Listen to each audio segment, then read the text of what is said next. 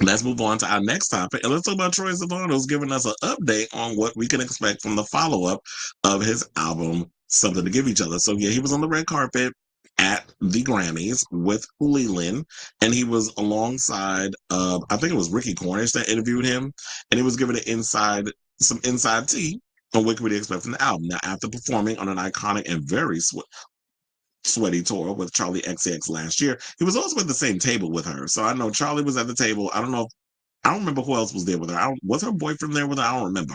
But I do remember seeing Leland was at the table, Charlie was at the table, and Troye was at the same table. So now Sivan is hitting the studio and channeling even more sexy energy on his upcoming album. He said, I'm really inspired by sex. We're going into the studio tomorrow. Literally, I feel so proud to be a homosexual man and to be a queer man today more than ever. This is what he told Pride. Now, Savannah is also well aware of his powerful representation as an out and proud queer artist in the music industry, which is very much needed during these troubling times, saying there's an unbelievable showing of resilience and strength. I think we have to look out for each other and have each other's backs at the moment.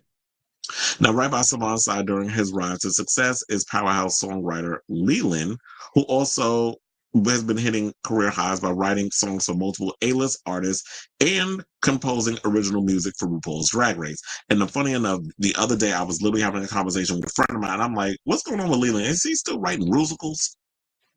Because one of the things I liked about Leland before, Lucian Piani went crazy, and then they had to remove him from the Drag Race repertoire, and then they brought in Leland, but they brought in a bunch of I think they brought in some other people too. I forget who the other people were that was helping with the musicals, but Leland was the one that I was like, a lot of his stuff has been standing out, and he said that he actually did do the musical for the season 17, but he wasn't able to be there because he was on tour. I don't know if it was a separate tour, like when, Troye had his own tour and Leland was accompanying him on the tour, or was the Sweat tour. But I'm assuming that it was Troy's separate tour, because I know this happened over the summer before he and Charlie reconvened, and they started their tour in September, I think, in the US.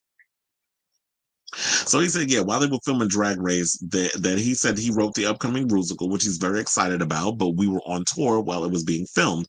I was working remotely, honey.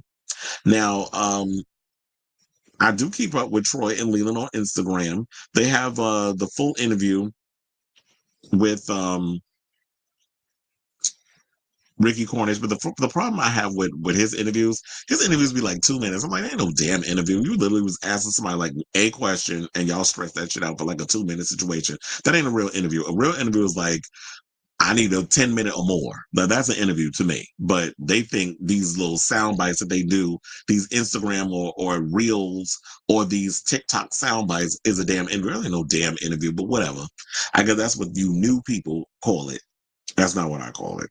So I'm actually excited for this, because I was saying, like, you know what? I be wanting my homosexuals to be getting up in here and being unapologetically queer in regards of the type of music and stuff that they put out. That's usually what I go for. I'm so sick of like artists kind of taking like the soft, easy way out. And I'm liking the fact that Troye has truly embraced his sexy side. And we saw that he was coming out with that a little bit, not a lot of it, but a little bit, and something to give each other. There were some songs on there that were just like more intimate, and like it's like you ride the beat a little bit, but I wanted I want a little more aggression with him. I wanted, like, when I heard Rush, I was living for that, because it felt like it was this real masculine, aggressive type of dance track. And I was like, we need a little bit more of that. Yeah, he still look like, even though he's in his 30s, he look like he's 12 still. But for the most part, the type of music that I want a little more aggression from my homosexual performance. And I'm glad that he's kind of going that direction. It's the same thing when I was saying about Adam Lambert when he did his Afters EP. He was giving me my life with the type of music that he was putting out. But I'm glad that Troye is exploring that. And I'm glad that, he's stuck around and has kept Leland, because I truly believe that he and Leland make magic together. So I hope them two stay together forever. And you give us a lot more up-tempo tracks in the vein of Rush. I don't necessarily mean you got to give us Rush Part 2, but if we can get some more of those dancey tracks, especially because on your last tour, when you did the Sweat tour, and it was a lot of the choreography, and you were very much comfortable up there, and you seemed to be having a great time.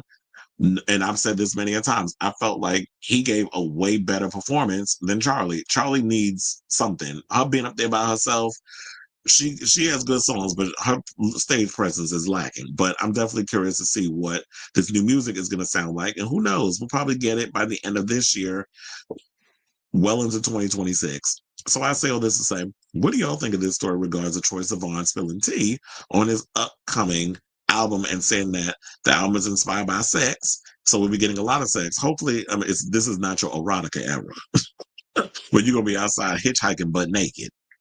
So let me know what you guys think of this story in the comments down below.